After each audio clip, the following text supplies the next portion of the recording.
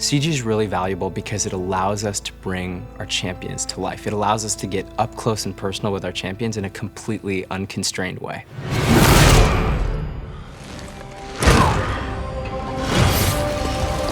We know that each champion has very iconic, distinctive moves that our players recognize. So we're constantly trying to be as authentic as possible and as close to the game as we can be. We're going to try to hit that.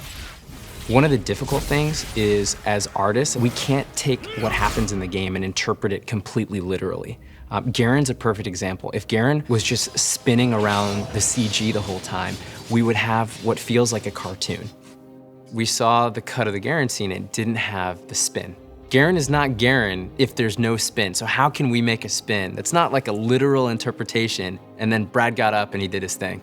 And I stood up and I was like, it could look like this. And I whipped around, kicked the chair into the wall, kicked his wall. And the whole time he's just screaming, yes, yes, yes. And that was it. That was like the birth of it. And so I sat down and I started gesture drawing over the actual animation itself. There was a lot of back and forth on getting that to look really authentic to Garen, but in a new way.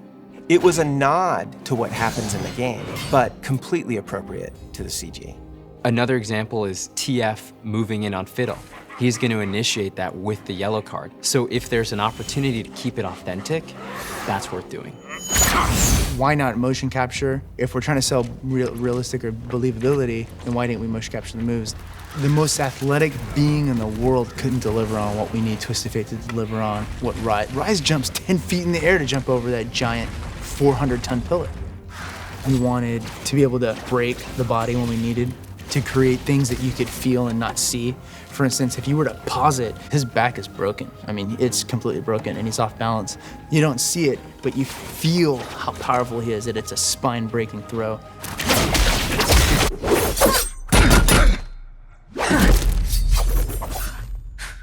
Personality is incredibly important when we're creating these champions.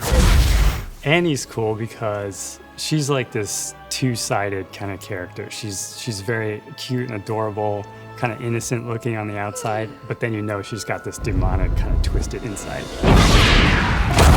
We decided we definitely needed to shoot video reference and kind of get some ideas going. So one of our fellow writers, Christina Wan, volunteered to do some video reference for us, and she did such an awesome job on it that the animator working on it basically just took that reference and put it on Annie. It was like interpreted brilliantly, and it just really came to life, and it became this really cool moment. And we put so many fine details into the CG that no matter how many times you watch it, you're gonna notice something new every time.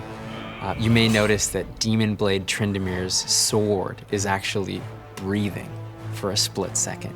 You may notice that Tibor's tongue, when he's hanging by Annie's side, is actually flopping around, hand animated. It's touches like that that we think add a little bit of extra magic to the experience. This CG for us is really a gift to the players. And we know our players want to see our champions come to life. One of the things we're really committed to is expanding on the characters, places, and the story of our world. And right now, we feel like we're just scratching the surface.